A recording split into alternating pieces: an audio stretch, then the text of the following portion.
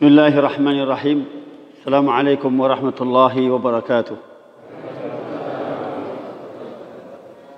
إن الحمد لله نحمده ونستعينه ونستغفره ونعوذ بالله من شرور أنفسنا ومن سيئات أعمالنا. من يهده الله فلا مضل له ومن يضلله فلا هادي له. أشهد أن لا إله إلا الله وأشهد أن محمدا عبده ورسوله. اللهم صل وسلم وبارك على نبينا محمد وعلى آله وأصحابه ومن تبعهم بإحسان إلى يوم الدين. قال الله تعالى في كتاب العزيز: أعوذ بالله من الشيطان الرجيم. بسم الله الرحمن الرحيم. يا أيها الذين آمنوا اتقوا الله حق تقاته ولا تموتن إلا وأنتم مسلمون. وقال الله أيضا: يا أيها الناس اتقوا ربكم الذي خلقكم من نفس واحدة وخلق منها زوجها وبث منهما رجالا كثيرا ونساء واتقوا الله الذي تساءلون به والأرحام إن الله كان عليكم رقيبا. فإن أصدق الحديث كتاب الله وخير هدي محمد صلى الله عليه وسلم وأوثق الأرى كلمة التقوى وكل محدثة بدعة وكل بدعة ضلالة وكل ضلالة في النار. وقال رسول الله صلى الله عليه وسلم لما بعث معاذ إلى اليمن: اتق الله حيثما كنت وأتبع السيئة الحسنة تمحها وخالق الناس بخلق حسن. رواه الترمذي. Jamaah yang dirahmati Allah Subhanahu wa taala. Segala puji syukur kehadirat Allah Subhanahu wa taala yang telah memberikan rahmat, taufik, hidayah serta inayahnya kepada kita sekalian, sehingga pada kesempatan kali ini kita masih ditakdirkan oleh Allah Subhanahu wa taala untuk berjumpa. Marilah kita memohon kepada Allah Subhanahu wa taala, mudah-mudahan perjumpaan kita ini membawa manfaat buat kita pribadi, kemudian buat keluarga kita dan orang-orang yang ada di sekitar kita. Jamaah yang dirahmati Allah Subhanahu wa taala, salawat dan salam kita panjatkan kepada junjungan Nabi besar Muhammad sallallahu alaihi wasallam yang telah membawa kita dari zaman kegelapan, zaman yang dimana tidak dibenarkannya menunaikan syariat Islam sehingga dibenarkannya menunaikan syariat Islam. Jamaah yang dirahmati Allah Subhanahu wa taala, tepat 1 minggu yang lalu Ustadz Hisam menahan sakit di atas kursi ini. Dan hari ini di waktu yang sama saya sedih nampaknya.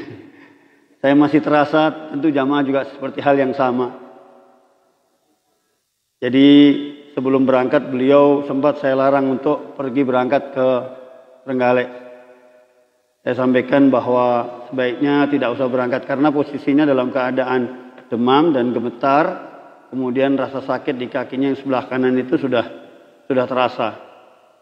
Beberapa hari sebelumnya sudah saya minumkan obat untuk rasa nyeri yang di sebelah kiri karena kena gergaji kayu. Nakulihal nampaknya dia memaksakan diri dan mengatakan, kamu kalau ngelarang saya berdosa.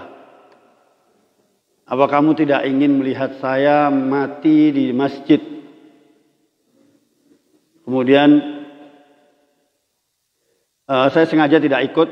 Rencananya saya ikut, tapi sengaja saya tidak ikut karena saya tahu bahwa akan ada kondisi yang cukup serius. Karena pernah pengalaman dulu dari Pacitan juga seperti itu, drop jantungnya, sempat gagal jantung di perjalanan sehingga kita kesulitan handle. Ala kulli hal berangkatlah dia dengan 2 ikhwan. Dan saya sudah terasa bahwa ada masalah, nanti saya telepon kok tidak diangkat.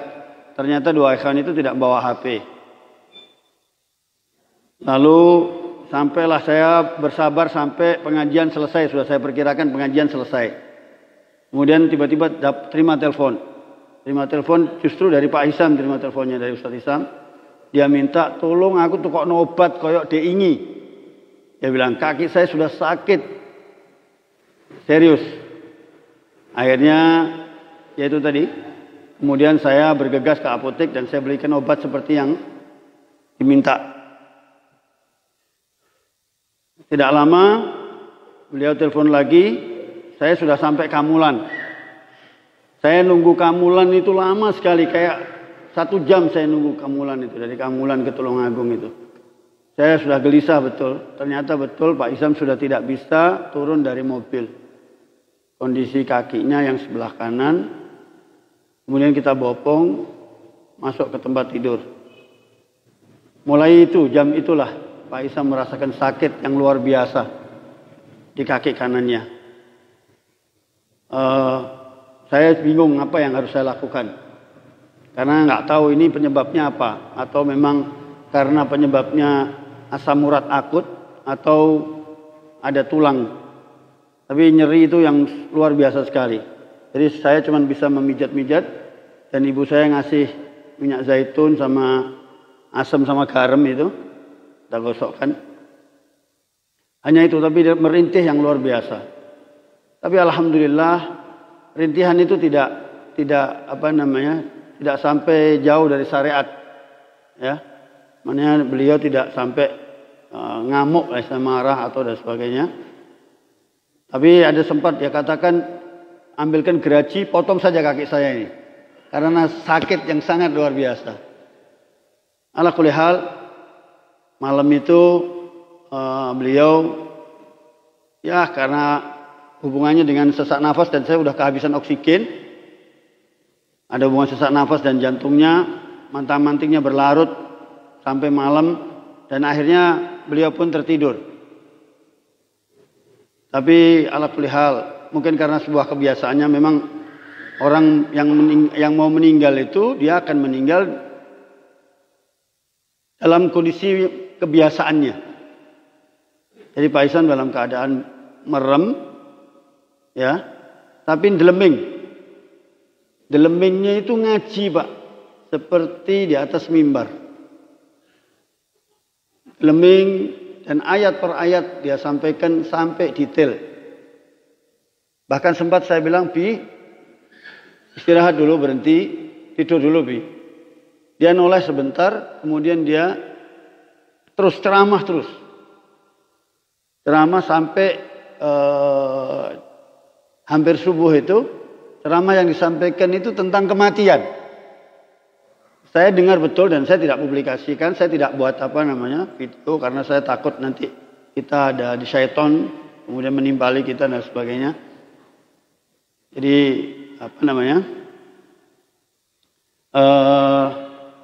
sampailah beliau akhirnya bilang, aku wes pelo. Dia bilang Umi ini juga pelo sambil ketawa. Jadi mukanya stroke, Pak. Jadi mukanya stroke, jadi dia terus pelo. Ya itu sudah mulai nggak bisa ngomong. Kemudian pagi itu, tapi sempat buang air besar, buang air kecil. Subuh sudah nggak bisa bangun untuk sholat subuh. Jadi memang fisiknya sudah lemah sekali, tapi dia berusaha untuk mau ke kamar mandi, mau ambil air wudhu, tapi masih juga Allah Subhanahu Wa Taala udur. Kali ini dia nggak bisa menunaikan sholat subuh. Tidak lama mulai tenang, beliau mulai tenang. Kemudian saya juga mulai yang harus saya lakukan, saya cari oksigen, juga nggak dapat. Alhamdulillah ada satu itu dapat tempat oksigen, saya dapatkan sudah agak siang. Terus ternyata beliau kelihatannya tidur dan tidak ada yang berani bangunkan. Nah, saya mulai kontak sama ada teman perawat, tapi tidak ada perawat yang mau hari ini. Perawat tidak ada yang berani untuk masukkan infus. Karena alasan sertifikasi ini dan sebagainya. Atau kondisi pandemi dan sebagainya. Sehingga tidak berani untuk membantu kondisi orang sakit.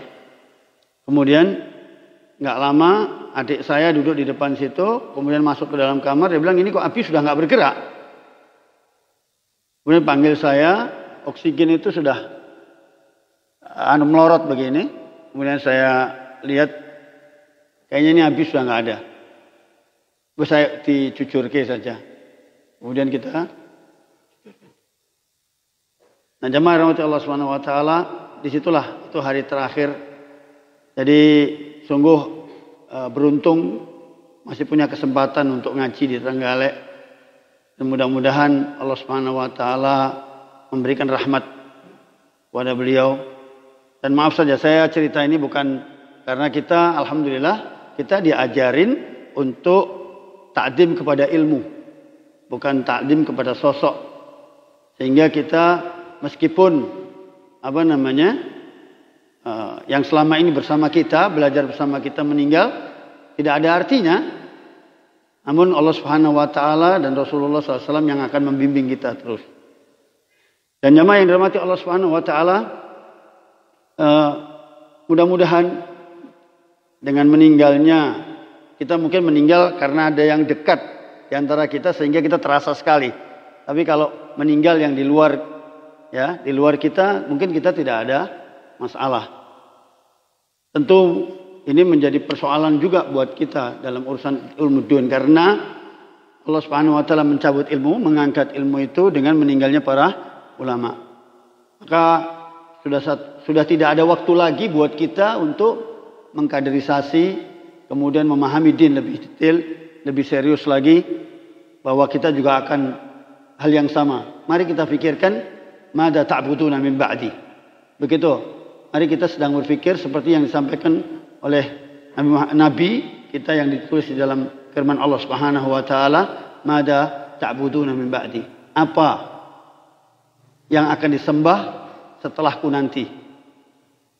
Jadi kita sudah tidak berpikir lagi apa yang akan dimakan anak cucu kita nanti.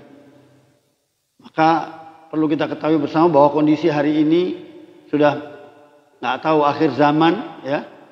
Maka persoalan ini semakin serius. Agama kita semakin menjadi hal yang dicabik-cabik, ya.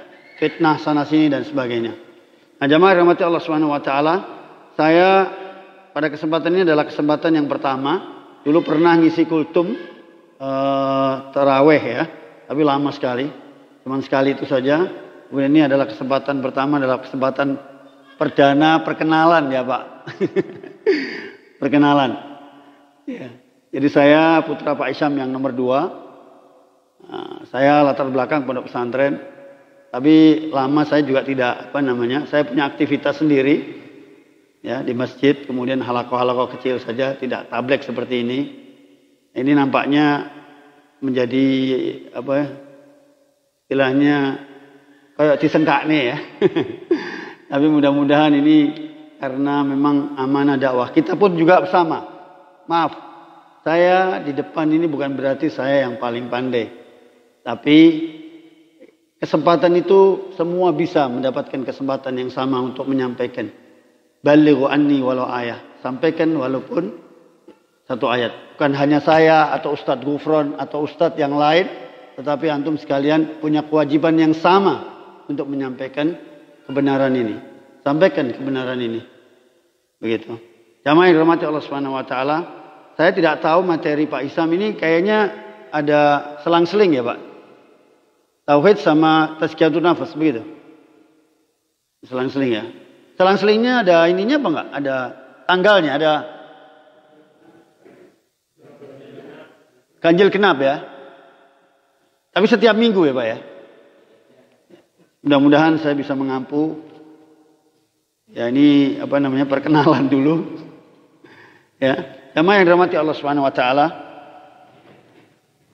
Sedikit saya akan menyampaikan bahwa ada hadis Rasulullah sallallahu alaihi wasallam bahwa tanda-tanda kebaikan, kebahagiaan adalah Allah Subhanahu wa taala memberikan taufik kepada seseorang untuk berbuat amal soleh dalam hidupnya dan memberi kemudahan dalam melakukan. Sedangkan tanda-tanda kesengsaraan adalah ia tidak diberi kemudahan untuk beramal soleh. Bahkan diuji oleh Allah Subhanahu wa taala perbuatan dosa. Rasulullah sallallahu alaihi wasallam bersabda, "I'malu fa kulli muyassarin lima khuliqa lahu. Man khalaqa lil jannah yusiru li amali ahlul jannah. Wa man khuliqa lin-nari yusiru li'amali ahli nar. Berbuatlah kalian karena setiap orang dimudahkan melakukan apa yang ditakdirkan untuknya. Berbuatlah kalian karena setiap seseorang itu dimudahkan melakukan apa yang telah ditakdirkan oleh Allah Subhanahu wa taala. Barang siapa yang ditakdirkan, seseorang yang ditakdirkan Allah Subhanahu wa taala surga, ia diberi kemudahan untuk melakukan amalan penduduk surga. Mudah-mudahan kita termasuk orang yang ditakdirkan masuk surga, ahlu surga, sehingga kita dimudahkan untuk melakukan amalan-amalan penduduk surga. Kemudian barang siapa yang ditakdirkan untuk neraka, Allah Subhanahu wa taala juga memberi kemudahan untuk melakukan amalan penduduk neraka. Naudzubillah min dzalik. Jadi takdir Allah Subhanahu wa taala kita sudah ditentukan oleh Allah Subhanahu wa taala. Kita surga atau neraka. Kalau kita penduduk ahli surga, kita nggak tahu apa kita ahli surga atau ahli neraka. Namun kita sudah berada di sini, Allah Subhanahu wa taala akan memudahkan kita untuk sampai kepada apa yang telah ditakdirkan oleh Allah Subhanahu wa taala. Jamaah yang dirahmati Allah Subhanahu wa taala, ketahuilah bahwa seorang mukmin yang dia mengerti agama dan kokoh dalam ilmu, dan dia yakin arti agama, kokoh dalam keilmuannya, dan dia yakin betul, dialah orang yang memperbaiki amalnya karena Allah Subhanahu wa taala. Ia berusaha dengan segala upaya untuk mewujudkan, kemudian bersandar kepada karunia Allah Subhanahu wa taala. Bapak-bapak yang dirahmati Allah Subhanahu wa taala, serta ibu-ibu, ini amalannya para nabi. Amalannya para nabi, amalannya para ulama, amalannya para salafus soleh yang terdahulu, baik khalaf maupun khalaf. Ya, Allah Subhanahu wa taala memberikan rahmat kepada mereka ini. Allah Subhanahu wa taala Rasulullah sallallahu alaihi wasallam bersabda, la yadkhul ahadul jannah bi amalihi. Wala anta ya Rasulullah? Qala wala ana illa ayaktamidani lah ayaktamidani Allah birahmatih. Ya, tidak sekali-kali lan yadkhulal jannah, seseorang tidak dapat masuk surga, seseorang tidak dapat masuk surga dengan amal perbuatannya. Seseorang tidak bisa masuk surga dengan amal perbuatannya. Kemudian para sahabat Rasulullah sallallahu alaihi wasallam bertanya, meskipun engkau wahai Rasulullah sallallahu alaihi wasallam, wala anta ya Rasulullah, kemudian beliau Rasulullah sallallahu alaihi wasallam menjawab, meskipun aku, hanya saja Allah Subhanahu wa taala menyelimuti aku dengan rahmatnya. Jamaah yang dirahmati Allah Subhanahu wa taala. Sebagai contoh saja, Rasulullah sallallahu alaihi wasallam kurang apa? Apa yang dilakukan oleh Rasulullah sallallahu alaihi wasallam? Beliau melakukan ibadah tahajud, salat malam hingga bengkak kakinya. Beliau Rasulullah sallallahu alaihi wasallam melakukan puasa, bahkan bersabar untuk berlapar-lapar sampai diganjel batu, kemudian diikat. Namun Rasulullah sallallahu alaihi wasallam dengan rahmat Allah Subhanahu wa taala beliau mendapatkan surganya. Tidak ada seberapanya, apalagi kita sahabat Nabi, kita tidak bisa membandingkan amalan kita. Kita belum apa-apa, apa yang kita amalkan? Sudah minta surga. Namun kita tidak meninggalkan amal itu, tetap kita lakukan amal itu. Amal tetap kita lakukan, meskipun kita ditakdirkan neraka atau surga. Maka jamaah rahmat Allah Subhanahu wa taala pun berfirman, "Walaula fadlullahi 'alaikum bi rahmati. Walaula fadlullahi 'alaikum wa rahmatuh, mazzaka minkum min ahadin abada. Walakin yuzakki man yasha. Wallahu sami'un 'alim." Sekiranya tidaklah karena karunia Allah Subhanahu wa taala dan rahmat Allah Subhanahu wa taala kepada kamu sekalian. Niscaya tidak ada seorang pun dari kamu bersih dari perbuatan keji dan mungkar.